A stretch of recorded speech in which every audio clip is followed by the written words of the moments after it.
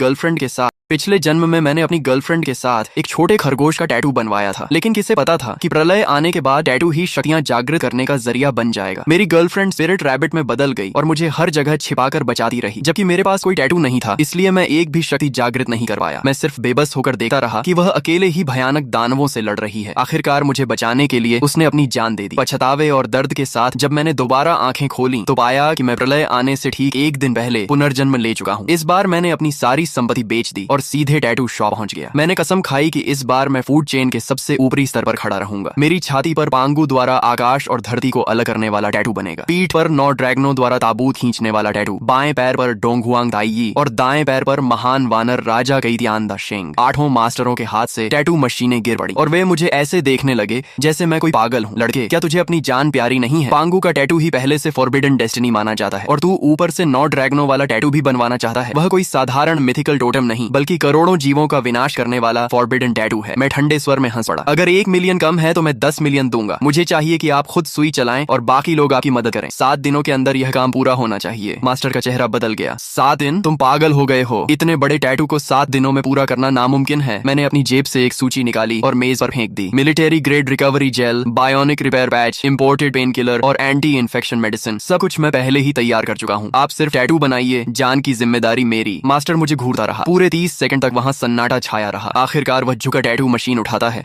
और भारी आवाज में कहता है, ठीक है, मैंने पूरी जिंदगी देवताओं के टैटू बनाए हैं, लेकिन तुम्हारे जैसा पागल कभी नहीं देखा। ये काम मैं स्वीकार करता हूँ। 3 दिन बाद जियांगजो शहर के बाहरी इलाके की गहरी पहाड़ियों में ब्लैकस्टोन नाम के एक परित्यक्त भूमिगत बेस में, यह जगह ऊपर से देखने पर शीत युद्ध के समय का एक पुराना एयर रेड शेल्टर लगती थी। बाद में इसे एक हेवी सिक्योरिटी प्रिजन में बदल दिया गया था, लेकिन मैं जानता था कि इसकी असली पहचान क्या है। यह पुराने युग का सील किया हुआ अंडरग्राउंड कमांड सेंटर था। इसकी मुख्य संरचना, एनर्जी वेल, वेंटिलेशन टनल और वाटर स्टोरेज सिस्टम आज भी मौजूद है। मैं यहाँ जंगल में नया ठिकाना बनाने नहीं आया था, बल्कि इसे दोबारा चालू करने, मजबूत बनाने और इसकी फायर पावर सिस्टम को बहाल करने आया था। इन 3 दिनों में मैं केवल एक बार ब्लैकस्टोन बेस गया। मैंने कॉन्ट्रैक्ट साइन किया, संरचना की जांच की और यह सुनिश्चित किया कि एनर्जी वेल तथा वेंटिलेशन सिस्टम अभी भी काम करने लायक है। बाकी सारे काम मैंने अपने वकीलों और कंस्ट्रक्शन टीम को सौंप दिए। मैं, जो पूरे जियांगजो में सबसे बड़ा फिजूल खर्च अमीर माना जाता था, सिर्फ इसे खरीदना नहीं चाहता था, बल्कि इसे पूरी तरह बदल देना चाहता था। मैंने बिना हिचकिचाए कॉन्ट्रैक्ट पर हस्ताक्षर किए और आदेश दिया, देश की सबसे बेहतरीन सिक्योरिटी कंस्ट्रक्शन टीम से संपर्क करो। 10 दिनों के भीतर मुझे यहाँ ऐसी प्रलयकालीन फोर्ट्रेस चाहिए जिसमें एक मक्खी भी घुस न सके। 5 मीटर ऊंची मिलिट्री ग्रेड अलॉय वॉल, करोड़ों टन दबाव झेलने वाला blast proof gate, top level ecological circulation system और नीचे सील की गई एनर्जी अलॉय फैसिलिटीज, सब कुछ रिपेयर करके दोबारा चालू किया जाए। मैंने 100 मिलियन नकद निकाल दिए। 10 दिनों के भीतर पूरा पैसा ट्रांसफर कर दिया जाएगा। पैसों की चिंता मत करो, मैं 3 गुना मजदूरी दूंगा। 24 घंटे लगातार काम चलेगा। मेरे एक के बाद एक आदेशों के साथ पूरा जियांगजो हिल उठा। इसी दौरान टैटू शॉप में मास्टर खुद मेरे शरीर पर सुई चला रहा था, जबकि उसके 3 शिष्य रंग भरने, लाइन खींचने और त्वचा साफ करने में मदद कर रहे थे। मेरी पीठ पर बने 9 ड्रैगनों वाले टैटू में पहली काली ड्रैगन की आकृति पूरी हो चुकी थी। हालांकि उसकी आंखें अभी नहीं बनाई गई थीं, लेकिन फिर भी उससे एक अजीब दबाव महसूस हो रहा था। मेरे दोस्त शू शियाओ दाओ बगल में बैठा था। उसकी बाईं बांह पर बना नज़ा का टैटू लगभग पूरा हो चुका था और बेहद भयानक दिखाई दे रहा था, जबकि जियांग शिंगई बगल के निजी कमरे में था, जहां एक महिला टैटू आर्टिस्ट उसके 9 स्वर्गीय देवी वाले टैटू की बारीकियां पूरी कर रही थी। मेरा फोन लगातार मेरे पास रखा था। स्क्रीन पर वकीलों, एजेंटों, कंस्ट्रक्शन टीम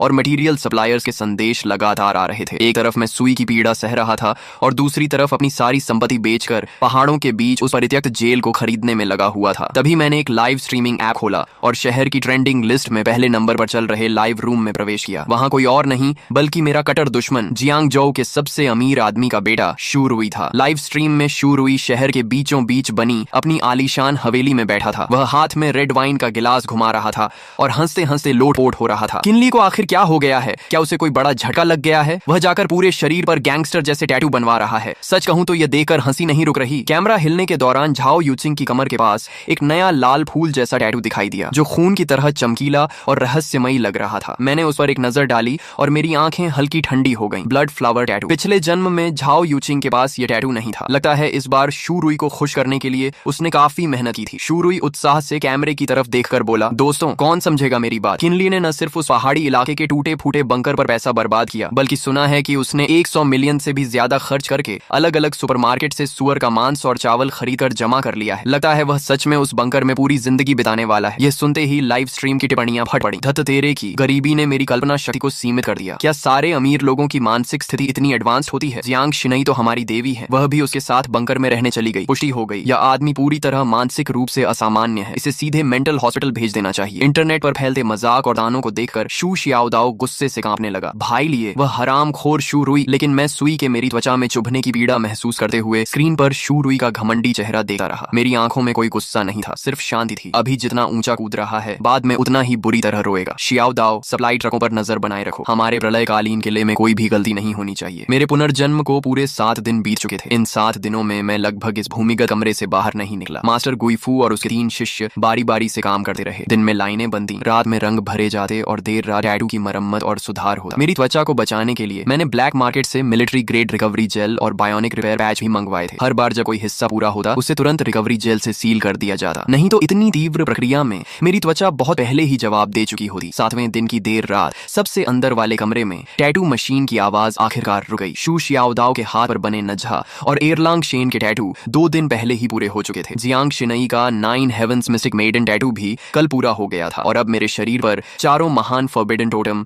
आखिरकार पूर्ण हो चुके थे। छाती पर पांगू द्वारा सृष्टि निर्माण, पीठ पर 9 ड्रैगनों द्वारा ताबूत खींचना, बाएं पैर पर डोंगहुआंग ताई और दाएं पैर पर महान वानर राजा। मास्टर गुइफू ने दस्ताने उतारे और मेरे शरीर पर बने चित्रों को देखकर लंबी सांस छोड़ी। पूरा हो गया। जिंदगी भर टैटू बनाए हैं, लेकिन इतना बड़ा काम कभी नहीं किया। पांगू, 9 ड्रैगन, डोंगहुआंग ताई और महान वानर राजा, सिर्फ इस एक सेट के दम पर पूरे जियांगजोउ के टैटू जगत में कोई भी मेरे गुइफू से ऊपर होने का दावा नहीं कर सका। मैं कुर्सी से उठकर आईने के सामने खड़ा हो गया। 4 फॉरबिडन टोटम मेरे सीने, पीठ और पैरों पर फैले हुए थे। हर रेखा प्राचीन, भारी और धारदार लग रही थी। खासकर पीठ पर बना 9 ड्रैगनों वाला टैटू। 9 काले ड्रैगन दोनों ओर लिपटे हुए ऊपर उठ रहे थे। उनकी चमकदार शल्कें एक दूसरे पर चढ़ी हुई थीं। 9 पूंछें पीठ के बीचों बीच मिल रही थीं और एक प्राचीन काले ताबूत को खींच रही थीं। उस ताबूत पर रहस्यमयी जंजीरें लिपटी हुई थीं। हालांकि वह सिर्फ एक टैटू था, लेकिन उसे देखते ही दिल पर एक अजीब दबाव महसूस होता था। शू शियाओदाओ मेरे चारों ओर घूमकर देखने लगा और अनायास ही निगल गया। ये बहुत खतरनाक लग रहा है। अगर मैंने इसे अपनी आंखों से बनते हुए न देखा होता तो मुझे लगता कि यह रात को खुद ही जीवित हो जाएगा। मैंने कपड़े पहनकर अपने सारे टैटू ढक लिए। अभी ये सिर्फ टैटू हैं, लेकिन जब लाल चांद उतरेगा तभी ये सच में जागेंगे। शियाओदाओ चौंक गया। लाल चांद? मैंने कोई जवाब नहीं दिया, बस फोन निकालकर समय देखा। लाल चांद के आने में अब सिर्फ 12 दिन बाकी थे। चलो ब्लैकस्टोन बेस चलते हैं। अब समय आ गया है कि हम अपने प्रलयकालीन किले का निरीक्षण करें। 2 घंटे बाद हम जियांगजोउ शहर के बाहरी पहाड़ी इलाके में स्थित ब्लैकस्टोन बेस पहुंच गए। वहां का प्रारंभिक निर्माण पूरा हो चुका था। भूमिगत वेंटिलेशन सिस्टम, ऊर्जा केंद्र और इकोलॉजिकल सर्कुलेशन सिस्टम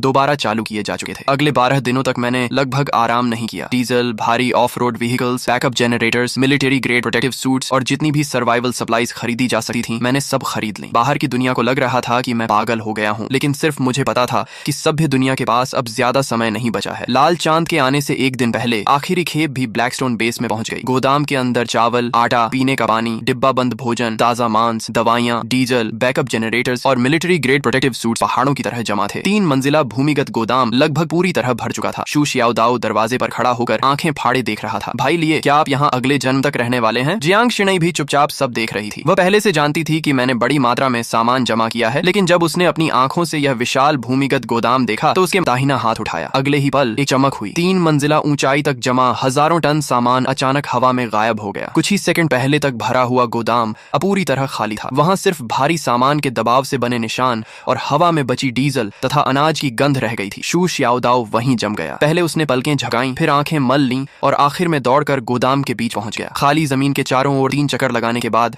वह अचानक मेरी तरफ मुड़ा। उसकी आवाज तक बदल गई थी। धत तेरे की, सामान कहाँ गया? इतना बड़ा गोदाम भरा हुआ था। मैंने बस एक बार आंख बंद करके खोली और हजारों टन सामान गायब हो गया। यह कोई जादू है क्या? जियांग शिनई की प्रतिक्रिया शियाओदाओ जितनी नाटकीय नहीं थी, लेकिन उसकी हमेशा शांत रहने वाली आंखों में भी साफ झटका दिखाई दे रहा था। वह धीरे धीरे मेरे सामने आकर खड़ी हो गई। भाई लिए, आखिर ये सब क्या है? मैं कुछ देर चुप रहा। अब सच छिपाने का कोई मतलब नहीं था। लाल चांद के आने में 24 घंटे से भी कम समय बचा था। उन्हें सच्चाई जाननी ही थी। मैंने धीरे से कहा, ये एक पॉकेट स्पेस है। इसका संबंध मेरे शरीर में हुए कुछ विशेष बदलावों से है। पुनर्जन्म की बात मैंने अभी पूरी तरह नहीं बताई। भरोसे की कमी नहीं थी, लेकिन अभी बहुत ज्यादा सच बताना उनके मानसिक दबाव को बढ़ा देता। मैंने आगे कहा, तुम्हें सिर्फ इतना जानना है कि यह स्पेस बड़ी मात्रा में सामान स्टोर कर सकता है। इसके अंदर समय लगभग रुक जाता है। खाना खराब नहीं होगा, दवाइयां एक्सपायर नहीं होंगी, डीजल, हथियार और कीमती धातुएं भी लंबे समय तक सुरक्षित रह सकती हैं। शू शियाओदाओ का मुंह खुला का खुला रह गया। तो आपने इतना सारा सामान गोदाम में रखने के लिए नहीं खरीदा था, बल्कि अपने साथ लेकर चलने के लिए खरीदा था। भाई लिए, आखिर आप हमसे क्या छिपा रहे हैं? मैंने गहरी सांस ली और धीरे से कहा, कल रात जब लाल चांद आसमान में उतरेगा तब तुम सब कुछ जान जाओगे। कल रात ठीक 12 बजे आसमान का चांद खून की तरह लाल हो जाएगा। उसके तुरंत बाद धरती की गहराइयों से काला धुंध निकलेगा और पूरी दुनिया को ढक लेगा। सभी जानवर और पौधे पागलों की तरह म्यूटेट हो जाएंगे और इंसानों को खाने वाले राक्षस बन जाएंगे। पौधे जीवित लोगों को निगल जाएंगे। शहर कुछ ही घंटों में अपना सारा ऑर्डर खो देंगे और मानव सभ्यता एक ही रात में ढह जाएगी। गोदाम के अंदर मौत जैसी खामोशी छा गई। शू शियाओदाओ के होंठ हिले, लेकिन इस बार उसने कोई मजाक नहीं किया, क्योंकि अभी कुछ मिनट पहले ही उसने अपनी आंखों से हजारों टन सामान को हवा में गायब होते देखा था। उस दृश्य ने उसकी पूरी समझ और तर्क को तोड़ दिया था। जियांग शिनाई ने भी कोई विरोध नहीं किया। वह सिर्फ मेरी आंखों में देखती रही और धीरे से बोली, सबूत। मैंने शांत स्वर में जवाब दिया, जो तुमने अभी देखा वह उन्हीं सबूतों में से एक है, और दूसरा सबूत तुम्हारे शरीर पर बने टैटू हैं। जियांग शिनाई ने अनायास अपने शरीर पर बने टैटू की तरफ देखा। मैं आगे बोला, लाल चांद की ऊर्जा इंसानों के शरीर पर बने टैटू को सक्रिय कर देगी। वे साधारण टैटू नहीं रहेंगे, बल्कि असली टोटम एवेटार बन जाएंगे। सामान्य टैटू सिर्फ सबसे साधारण फिजिकल एनहांसमेंट देंगे। भयानक पशुओं के टैटू बीस्ट ट्रांसफॉर्मेशन की शक्ति देंगे, जबकि मिथिकल टोटम असली एवेटार जागृत करेंगे। जितना अधिक प्राचीन और पूर्ण टोटम होगा, उसकी डेस्टिनी उतनी ही शक्तिशाली होगी, और जागृत होने के बाद उसकी ताकत उतनी ही भयानक होगी। शू शियाओदाओ अचानक समझ गया। तो आपने मुझे नजहा और एयरलांग शेन के टैटू इसलिए बनवाए ताकि मैं जीवित रह सकूं? मैंने सिर हिलाया। तुम्हारे नजहा और एयरलांग शेन दोनों टॉप लेवल मिथिकल टोटम है। अगर तुम लाल चांद की अवेकनिंग को सहन कर गए तो अधिकांश अवेकनर्स से कहीं ज्यादा शक्तिशाली बन जाओगे। फिर मैंने जियांग शिनाई की तरफ देखा। शिनाई, तुम्हारा 9 heavens mystic maiden totem attack, defence, purification और बैटलफील्ड कमांड जैसी कई हाई लेवल एबिलिटीज देता है। भविष्य में मेंटल करोजन, पॉइजन, पोल्यूशन और स्पिरिचुअल इरोजन जैसी शक्तियां बढ़ती जाएंगी। उस समय तुम्हारा टोटम बेहद महत्वपूर्ण होगा। जियांग शिनाई ने गहरी सांस ली। अब उसके चेहरे से अविश्वास धीरे धीरे गायब हो रहा था और उसकी जगह तनाव ले रहा था। तो तुमने अपनी सारी संपत्ति बेची, ब्लैकस्टोन बेस खरीदा, इतने सारे रिसोर्सेज जमा किए और हमें टैटू बनवाए। ये सब कोई अचानक लिया गया फैसला नहीं था। तुम्हें पहले से पता था कि कुछ बड़ा होने वाला है। मैंने कोई जवाब नहीं दिया, लेकिन मेरी चुप्पी ही सबसे बड़ा उत्तर थी। तभी शू शियाओदाओ का चेहरा अचानक बदल गया। रुको, भाई लिए तो मेरे माता पिता का क्या? वे अभी भी शहर के दक्षिणी इलाके में अपनी रिपेयर शॉप पर हैं। मैंने तुरंत कहा, घबराओ मत, मैंने पहले ही लोगों को उन्हें लेने भेज दिया है। शू शियाओदाओ स्तब्ध रह गया। क्या कहा? मैंने फोन स्क्रीन उसकी तरफ घुमा दी। उस पर सिक्योरिटी कॉन्वॉय का रियल टाइम वीडियो चल रहा था। एक काली आर्मर्ड बिजनेस व्हीकल पुराने दक्षिणी इलाके की सड़क पर खड़ी थी। दरवाजा खुला और 2 ब्लैक कॉम्बैट यूनिफॉर्म पहने हुए सुरक्षाकर्मी एक मध्यम आयु के दंपति को अंदर बैठा रहे थे। आदमी की लंबाई साधारण थी, उसकी त्वचा धूप में जली हुई थी और उसके हाथों पर वर्षों तक गाड़ियों की मरम्मत करने के कारण तेल और ग्रीस के निशान जमे हुए थे। उन्हें देखते ही शू शियाओदाओ की आंखें लाल हो गईं। मैंने धीरे से कहा, मैंने ब्लैकस्टोन बेस के मेंटेनेंस और लॉजिस्टिक स्टाफ की जरूरत का बहाना बनाकर पहले ही अंकल और आंटी से संपर्क कर लिया था। उन्हें प्रलय के बारे में कुछ नहीं पता। वे सिर्फ इतना जानते हैं कि मैं उन्हें कुछ दिनों के लिए ऊंची सैलरी पर काम पर रख रहा हूँ। कन्वॉय 20 मिनट में यहाँ पहुंच जाएगी। शू शियाओदाओ के होंठ कांपे, लेकिन काफी देर तक उसके मुंह से कोई शब्द नहीं निकला। पिछले जन्म में लाल चांद के आने के बाद वह अपनी जान जोखिम में डालकर शहर के दक्षिणी इलाके में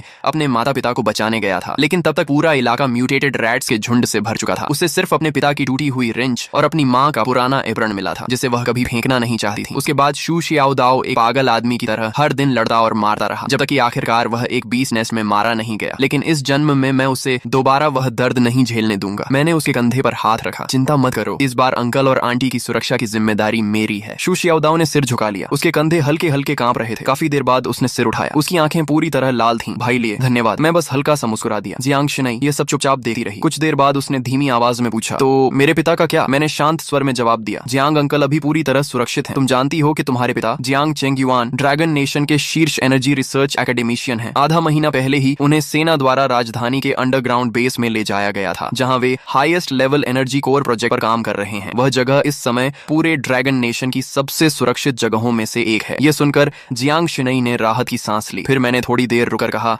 जहां तक तुम्हारी माँ की बात है, मेरी आवाज धीमी पड़ गई। जियांग शिनाई की माँ का कई साल पहले बीमारी के कारण निधन हो चुका था। यह हमेशा उसके दिल का सबसे गहरा घाव रहा था। जियांग शिनाई ने आगे कोई सवाल नहीं पूछा। उसने बस हल्के से सिर हिला दिया। मैं समझ गई। मैंने उन दोनों की तरफ देखा और गंभीर आवाज में कहा, अब से ब्लैकस्टोन बेस पूरी तरह बंद रहेगा। कोई भी इस बेस से बाहर नहीं जाएगा। शू शियाओदाओ ने गहरी सांस ली और सिर हिला दिया। जियांग शिनाई ने भी अनजाने में अपनी पीठ पर बने 9 हेवंस मिस्टिक मेडन के टैटू को छुआ। मैंने सिर उठाकर बेस के बाहर फैली रात की ओर देखा। सारी तैयारियां पूरी हो चुकी थीं। अब सिर्फ सही समय का इंतजार था। अगली सुबह ब्लैकस्टोन बेस के अंडरग्राउंड लिविंग एरिया में शू शियाओदाओ के माता पिता को सबसे सुरक्षित लिविंग कैबिन में रखा गया था। शू जियानगुओ अपनी जवानी में सैनिक रह चुके थे। हालांकि उन्हें यह नहीं पता था कि क्या होने वाला है, लेकिन बेस की सुरक्षा व्यवस्था देकर उन्होंने तुरंत महसूस कर लिया कि कुछ असामान्य है। उन्होंने ज्यादा सवाल नहीं किए, बस शू शियाओदाओ के कंधे पर हाथ रखकर कहा, प्रेसिडेंट चिन के साथ रहो और मेहनत से काम करो। दूसरी ओर ली गुइलान सुबह से ही किचन में व्यस्त थीं। उन्होंने हम सबके लिए गर्मा गर्म डम्पलिंग्स का एक बड़ा बर्तन तैयार किया। शू शियाओदाओ खाते खाते आंखें लाल कर बैठा, लेकिन कुछ बोला नहीं, क्योंकि प्रलय आने से पहले घर का ऐसा गर्म खाना खा पाना बहुत से लोगों के लिए आखिरी सपना साबित होने वाला था। पिछली रात ही मैं सारी बची हुई सप्लाईज को पॉकेट स्पेस में रख चुका था। ब्लैकस्टोन बेस का आखिरी हेवी कार्बन अलॉय गेट भी तड़के पूरी तरह सील कर दिया गया था। पूरा अंडरग्राउंड फोर्ट्रेस रोशनी से जगमगा जगा रहा था। वर्षों से बंद पड़ा अंडरग्राउंड एनर्जी कोर अब पूरी क्षमता से चल रहा था। मॉनिटरिंग स्क्रीन पर बाहर की दुनिया का 360 डिग्री व्यू दिखाई दे रहा था। शू शियाओदाओ हाथ में डंपलिंग्स का कटोरा लेकर मॉनिटर देख रहा था, जबकि जियांग शिनई विशाल स्क्रीन के सामने खड़ी होकर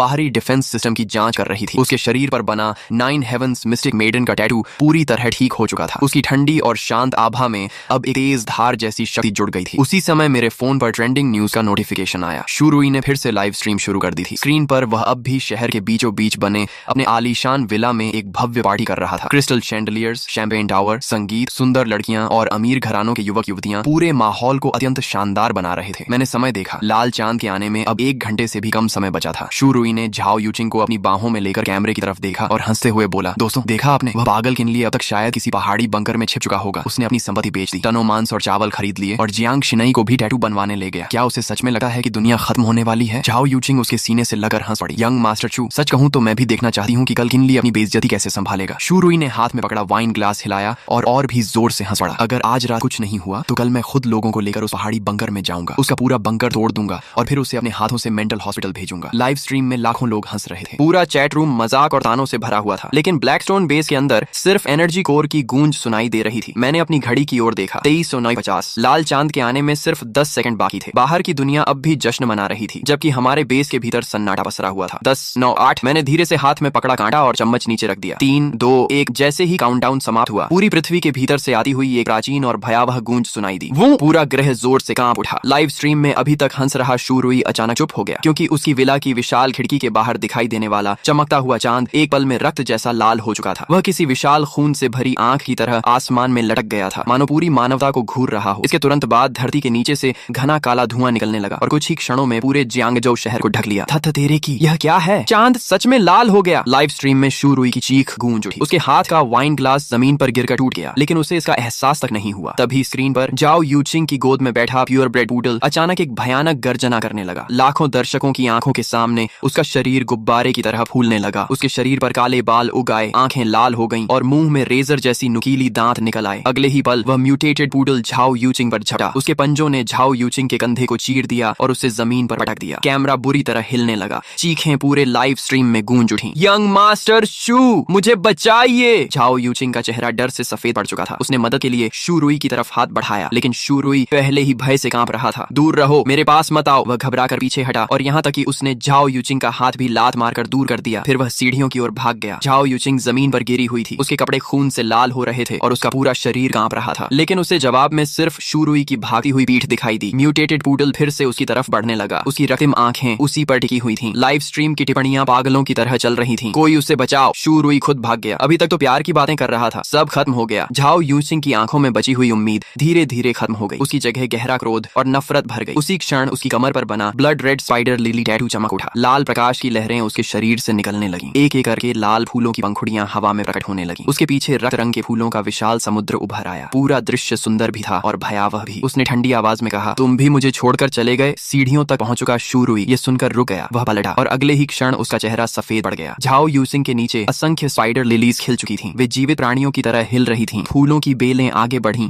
और म्यूटेटेड पूडल के पैरों को जकड़ लिया। अभी कुछ क्षण पहले तक उग्र दिखने वाला वह राक्षसी कुत्ता अब किसी दुह स्वप्न में फंसा हुआ प्रतीत हो रहा था। वह जमीन पर गिरकर कांपने लगा। झाओ यूचिंग दीवार का सहारा लेकर खड़ी हुई। उसके कंधे का घाव लाल फूलों से ढक चुका था। उसके चेहरे पर एक रहस्यमयी मुस्कान उभर आई। पूरी लाइव स्ट्रीम फट पड़ी। धत तेरे की, वह जाग गई। उसके शरीर पर फूल खिल रहे हैं। ये कैसी शक्ति है? बहुत डरावना है। अगले ही पल स्क्रीन काली हो गई। लाइव स्ट्रीम अचानक बंद हो गई। मैंने अपने फोन की काली स्क्रीन को देखा और होठों पर ठंडी मुस्कान आ गई। येलो स्प्रिंग्स, स्पाइडर लिली, फूल खिलते हैं लेकिन वापसी का रास्ता नहीं छोड़ते। झाओ यूचिंग ने इस जन्म में अपने लिए सचमुच एक उपयुक्त भाग्य चुना है। तभी शू शियाओदाओ की कांपती आवाज सुनाई दी, भाई लिए बाहर सब कुछ बिखर गया है। वह मॉनिटरिंग स्क्रीन पर दिखाई दे रहे शहर के दृश्य को देख रहा था। मैंने तुरंत कहा, बाहर मत देखो, अपने मन को स्थिर रखो, क्योंकि इसी समय लाल चांद की ऊर्जा बेस की मोटी चट्टानों को भेद कर हमारे शरीरों तक पहुंच चुकी थी। शू शियाओदाओ और जियांग शिनई दोनों दर्द से कराह उठे। लाल चांद की ऊर्जा उबलते हुए लावे की तरह उनके शरीरों में प्रवेश कर रही थी। शू शियाओदाओ की बाईं बांह पर बना नझा का टैटू भयंकर अग्नि में बदल गया। दाईं बांह पर बने एरलांग शेन की तीसरी आंख चमक उठी और सुनहरी रोशनी चारों ओर फैल गई। जियांग शिनई की पीठ पर बना 9 हेवंस मिस्टिक मेडन टोटम प्रकाश में बदल गया। दैवीय आभा ने उसे हवा में उठा लिया। उसका शांत स्वभाव अब पवित्र और अजेय प्रतीत हो रहा था। वे दोनों जाग चुके थे। उन्होंने अवेकनिंग प्राप्त कर ली थी, लेकिन मेरे साथ जो हो रहा था वह उनसे कहीं अधिक भयानक था। मेरे शरीर में प्रवेश करने वाली लाल चांद की ऊर्जा उनकी तुलना में 10 गुना अधिक थी। अचानक पूरे अंडरग्राउंड अंडरग्राउंड फोर्ट्रेस में 9 गहरी ड्रैगन गर्जनाएं गूंज उठी। मेरी पीठ पर बना 9 ड्रैगन पुलिंग कॉफिन टोटम पूरी तरह जाग चुका था। 9 विशाल काले ड्रैगनों की परछाइयां मेरी पीठ से बाहर निकल आईं। उनके शरीर पर्वतों जैसे विशाल थे। उनकी शल्कें बर्फ जैसी ठंडी चमक रही थीं। उनकी रक्तिम आंखें एक साथ खुल गईं। उनके पीछे एक प्राचीन काला ताबूत हवा में तैर रहा था। उस ताबूत पर लिपटी हुई लाल काली जंजीरें एक एक करके तनने लगी। एक अवर्णनीय फॉरबिडन प्रेशर पूरे अंडरग्राउंड फोर्ट्रेस में फैल गई। शू शियाओदाओ का चेहरा सफेद पड़ गया और वह कई कदम पीछे हट गया। यहाँ तक कि जियांग शिनई के पीछे खड़ी 9 हेवंस मिस्टिक मेडन एवटार भी हल्की कांप उठी, मानो उसे स्वाभाविक रूप से खतरा महसूस हो रहा हो। मेरे बाएं पैर पर बना दोंग हुआंग ताई टोटेम सूर्य जैसी अग्नि से जल उठा। ऐसा लग रहा था मानो वह पूरी दुनिया को भस्म कर सका हो। मेरे दाएं पैर पर महान वानर राजा की परछाई प्रकट हुई। उसके भीतर से असीम युद्ध शक्ति फूट रही थी। स्वर्ग और धरती को चुनौती देने वाली वह शक्ति हर चीज को कुचल देना चाहती थी। चारों सर्वोच्च टोटम एक साथ जाग चुके थे, लेकिन अगले ही पल मैंने उन्हें जबरदस्ती दबा दिया। चारों फॉरबिडन टोटम बहुत अधिक शक्तिशाली थे। मेरी वर्तमान क्षमता इतनी नहीं थी कि मैं बिना किसी कीमत के उन सबको एक साथ पूरी तरह सक्रिय रख सकूं। पांगु शक्ति का प्रतीक था। 9 ड्रैगन पुलिंग कॉफिन दमन और विनाश का प्रतीक था। घर्रा! म्यूटेटेड बोर किंग ने एक भयानक दहाड़ लगाई और चारों पैरों से पूरी ताकत के साथ मेरी ओर दौड़ पड़ा। उसका विशाल शरीर किसी हेवी टैंक की तरह जमीन को रौंदता हुआ मेरी तरफ आ रहा था। भाई लिए सावधान, ये लेवल 1 पीक बीस्ट किंग है। शू शियाओदाओ अनायास मेरी मदद के लिए आगे बढ़ने लगा। पीछे हटो, मैंने ठंडी आवाज में सिर्फ 2 शब्द कहे। मैं अपनी जगह से टस से मस नहीं हुआ। न मैं पीछे हटा और न ही बचने की कोशिश की। ठीक उसी क्षण जब बोर किंग के भाले जैसे नुकीले दांत मेरी छाती को भेदने वाले थे, मैंने हरकत की। कोई जटिल टेक्निक नहीं, कोई शानदार चाल नहीं। मैंने बस अपना दाहिना हाथ उठाया और मुट्ठी बांध ली। पांगु की शक्ति, मैंने मन ही मन कहा। मेरी छाती पर बना पांगु टोटेम अचानक गहरे सुनहरे प्रकाश से चमक उठा। एक धुंधली प्राचीन दैत्याकार आकृति मेरी मुट्ठी पर इकट्ठी होने लगी। अगले ही पल मैंने मुक्का चलाया। धड़ाम! कई टन वजनी म्यूटेटेड बोर किंग चीखने तक का मौका नहीं पा सका। उसका विशाल शरीर कीचड़ की तरह जमीन पर गिर पड़ा। एक ही मुक्के में लेवल 1 पीक बीस्ट किंग का इंस्टेंट किल। उसी समय मेरी पीठ से 9 गहरी ड्रैगन गर्जनाएं सुनाई दी। 9 ड्रैगन पुलिंग कॉफिन की विशाल छाया मेरे पीछे प्रकट हो गई। 9 काले ड्रैगनों ने धीरे धीरे अपनी रक्तिम आंखें खोली और उस प्राचीन काले ताबूत को खींचते हुए आकाश में मंडराने लगे। 9 ड्रैगन सप्रेशन! मेरी आवाज गूंजी। गड़गड़ा! काले ताबूत की छाया हल्के से कांपी। अगले ही पल ऐसा दबाव फैला मानो नरक की सबसे गहरी खाई से कोई शक्ति निकल आई हो। पूरा जंगल उस भयावह दबाव में डूब गया। आसपास मौजूद निम्न स्तर के म्यूटेटेड बीस्ट्स डर के मारे जमीन पर गिर पड़े। जियांग शिनई मेरे पीछे खड़ी थी। उसकी शांत आंखों में भी आश्चर्य की झलक साफ दिखाई दे रही थी। मैंने कोई स्पष्टीकरण नहीं दिया। मैं सीधे मरे हुए म्यूटेटेड बोर किंग के पास गया और उसके सिर को काट डाला। उसके मस्तिष्क के भीतर से अंगूठे के आकार का एक लाल चमकता क्रिस्टल बाहर निकला। मैंने उसे अपनी हथेली में उठा लिया। बीस्ट कोर, प्रलय के बाद सबसे महत्वपूर्ण रिसोर्स। मेरे होंठों पर हल्की मुस्कान उभरी। प्रलय की पहली कमाई मिल गई। मैंने उस क्रिस्टल कोर को अपने पॉकेट स्पेस में रख दिया। जैसे ही कोर अंदर गया, मुझे साफ महसूस हुआ कि पॉकेट स्पेस हल्का सा कांपा। उसका विस्तार बहुत कम हुआ था, लेकिन वह सचमुच थोड़ा बड़ा हो गया था। पिछले जन्म में इंसानों ने जल्दी ही पता लगा लिया था कि बीस्ट कोर सिर्फ अवेकनर्स की शक्ति बढ़ाने के लिए ही नहीं, बल्कि स्टोरेज स्पेस को भी मजबूत करने में सक्षम है। मैंने शू शियाओदाओ और जियांग शिनई की ओर देखा। इन सभी बीस्ट्स के कोर निकाल लो और मांस भी बर्बाद मत करना। इवोल्यूशन के बाद उनका मांस लंबे समय तक स्टोर किया जा सकता है। समझ गया? शू शियाओदाओ तुरंत उत्साहित हो गया, लेकिन तभी दूर पहाड़ी रास्ते की दिशा से अफरा तफरी की आवाजें आने लगी। बचाओ बचाओ! हमने मुड़कर देखा। लगभग दर्जन भर आदमी बुरी हालत में जान बचाकर हमारी दिशा में भाग रहे थे। वे गिरते पड़ते ब्लैकस्टोन बेस की तरफ दौड़ रहे थे। उनके पीछे चीते जितने बड़े कई म्यूटेटेड ब्लड ब्लेड मैंटिसेस उनका पीछा कर रहे थे। मैंने आंखें सिकोड़कर ध्यान से देखा। सबसे आगे दौड़ रहा आदमी मुझे पहचान में आ गया। लियू फैटी, वही कॉन्ट्रैक्टर जिसने ब्लैकस्टोन बेस के बाहरी निर्माण का काम संभाला था। पिछले जन्म में जब मैं बर्बाद हो चुका था, इसी आदमी और उसके साथियों ने मुझे और भी मुसीबत में धकेल दिया था। उन्होंने मेरा इस्तेमाल करके खुद को बचाया था। बॉस चिन, यंग मास्टर चिन, हमें बचा लीजिए! लियू फैटी चीखते हुए मेरी तरफ दौड़ा। जल्दी हमें अंदर आने दीजिए, हम सब जियांगझोउ के ही लोग हैं। आप हमें मरने के लिए नहीं छोड़ सकते। मैं वहीं खड़ा रहा और ठंडी निगाहों से उसे देखता रहा। मरने के लिए नहीं छोड़ सकता? मेरी आंखों में बर्फ जैसी ठंडक चमक उठी। पिछले जन्म में जब तुम लोगों ने मुझे धक्का देकर मौत के मुंह में भेजा था, तब क्या तुम्हें याद था कि हम सब एक ही शहर के लोग हैं? लियू फैटी स्तब्ध रह गया। वह मेरे शब्दों का मतलब नहीं समझ सका, लेकिन मेरी आंखों में जो भाव था उसे वह अच्छी तरह पढ़ सकता था। वह किसी उद्धारकर्ता की नजर नहीं थी। वह ऐसी नजर थी जो मृत व्यक्ति को देखती है। मैंने धीरे धीरे अपना दाहिना हाथ उठाया। मेरा बंकर कचरे को अंदर नहीं आने देता। इतना कहकर मैंने उंगलियां चटकाई। अगले ही पल ब्लैकस्टोन बेस के बाहर लगी विशाल अलॉय वॉल अचानक सक्रिय हो गई। करोड़ों वोल्ट की हाई वोल्टेज इलेक्ट्रिसिटी दीवार पर दौड़ गई। सबसे आगे दौड़ रहे ब्लड ब्लेड मैंटिसेस सीधे बिजली की चपेट में आ गए। धड़ाम धड़ाम धड़ाम! कई म्यूटेटेड मैंटिसेस हवा में उछल गए और जलते हुए दूर जा गिरे। लियू फैटी का चेहरा पल भर में राख की तरह सफेद पड़ गया। लियू फैटी डर के मारे जमीन पर गिर पड़ा। यंग मास्टर चिन, मुझसे गलती हो गई। मैं सच में गलत था, लेकिन मैंने उसकी ओर दोबारा देखा तक नहीं। मैं बेगुनाहों का बेवजह कत्ल नहीं करता, लेकिन दुश्मनों को नहीं बचाता और बुरे लोगों को जरूर खत्म करता हूँ। मैं मुड़कर वापस बंकर की ओर चला गया। मेरे पीछे भारी अलॉय गेट धीरे धीरे बंद हो गया। दरवाजे के बाहर बाहर से आती चीखें और भगदड़ की आवाजें जल्द ही अंधेरे और म्यूटेटेड बीस्ट के बीच गायब हो गईं। लाल चांद के आने के तीसरे दिन बाहरी दुनिया पूरी तरह नरक बन चुकी थी। शहर के बीचों बीच हर तरफ टूटी हुई गाड़ियां और खंडहर बिखरे पड़े थे। आवारा बिल्लियां और कुत्ते बैलों जितने बड़े हो चुके थे और झुंड बनाकर सड़कों पर बचे हुए इंसानों का शिकार कर रहे थे। लेकिन इसी समय ब्लैकस्टोन बंकर के अंदर मक्खन वाले हॉट पॉट की खुशबू फैली हुई थी। शू शियाओदाओ मुंह में भरा हुआ खाना चबाते हुए बोला, भाई लिए, अगर प्रलय में रोज ऐसा खाना मिले तो मुझे कोई दिक्कत नहीं है। जियांग शिनई ने उसे घूर कर देखा, जरा बाहर जाकर देखो, फिर बोलना। शू शियाओदाओ तुरंत चुप हो गया। मैंने ठंडी बीयर का घूंट लिया और सोफे पर टिक गया। तभी अचानक तेज अलार्म बज उठा। बीप बीप बीप, चेतावनी, बाहरी सुरक्षा क्षेत्र में बड़ी संख्या में हीट सोर्सेज पाए गए हैं। मैंने तुरंत मॉनिटरिंग स्क्रीन चालू की। बंकर से लगभग 1 किलोमीटर दूर पहाड़ी रास्ते पर काले बादल की तरह लोगों की भीड़ हमारी ओर बढ़ रही थी। कम से कम 500 से 600 लोग थे। उनके हाथों में मचेटीज, स्टील पाइप्स और कई लोगों के पास ऑटोमेटिक राइफल्स थी। सबसे आगे एक गंजा भारी शरीर वाला आदमी चल रहा था,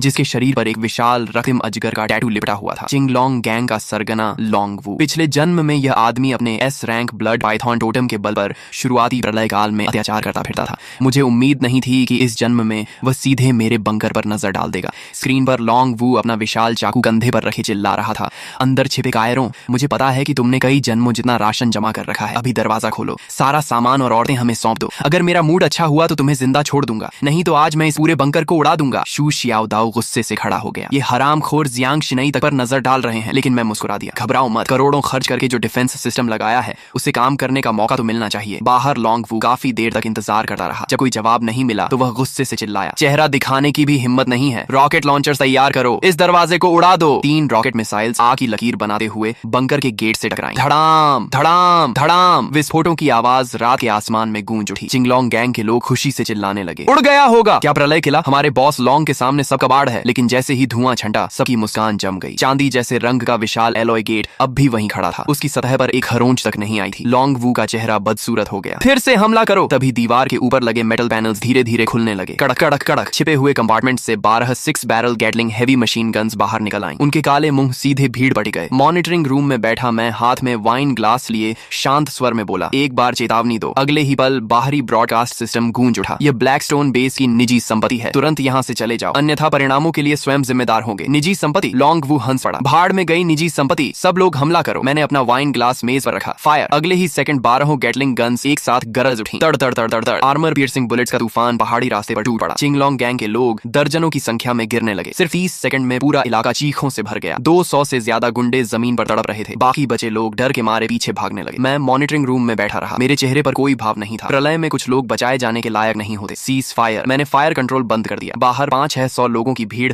अब आधे से भी कम रह गई थी। लोंग वू खून से लथपथ उठ खड़ा हुआ। कमीने, मैं तुझे जिंदा नहीं छोड़ूंगा। उसका पूरा शरीर रक्तिम शल्कों से ढका हुआ था। S rank blood Python awakener होने के कारण उसकी लाइफ फोर्स और डिफेंस असाधारण थी। साधारण गोलियां उसे आसानी से नहीं मार सकती थीं। अर्थ टाइप अवेकनर्स, सुरंग खोदो, आज अंदर के लोगों को मारे बिना वापस नहीं जाएंगे। पंगोलिन टैटू वाले कई अवेकनर्स तुरंत जमीन खोदने लगे। मैंने स्क्रीन देखकर ठंडी हंसी हंसी। मरने की जल्दी है इन्हें। मैं उठ खड़ा हुआ। शियाओदाओ, शिनई, बेस संभालो, मैं बाहर का कचरा साफ करके आता हूँ। भारी अलॉय गेट धीरे धीरे खुल गया। मैं अकेला बाहर निकल आया। लोंग वू ठहाका मारकर हंसा। आखिर मौत स्वीकार करके बाहर आ ही गया। उसके इशारे पर 200 से ज्यादा बचे हुए गुंडे हथियार लेकर मेरी ओर टूट पड़े। मैं वहीं खड़ा रहा। फिर मैंने धीरे धीरे अपना बायां पैर आगे बढ़ाया। बाएं पैर पर बना दोंगहुआंग तई टोटम गहरे सुनहरे प्रकाश से चमक उठा। ऐसी गर्मी फैलने लगी मानो पूरी दुनिया पिघल जाएगी। Solar true fire. मैंने पैर जमीन पर दे मारा। धड़ाम, सुनहरी आग का समुद्र चारों ओर फैल गया। सबसे आगे दौड़ रहे दर्जनों गुंडे छूते ही हवा में उछल गए। जमीन काली पड़ गई। लोहे के हथियार पिघलकर तरल धातु बन गए। इतनी भयानक गर्मी थी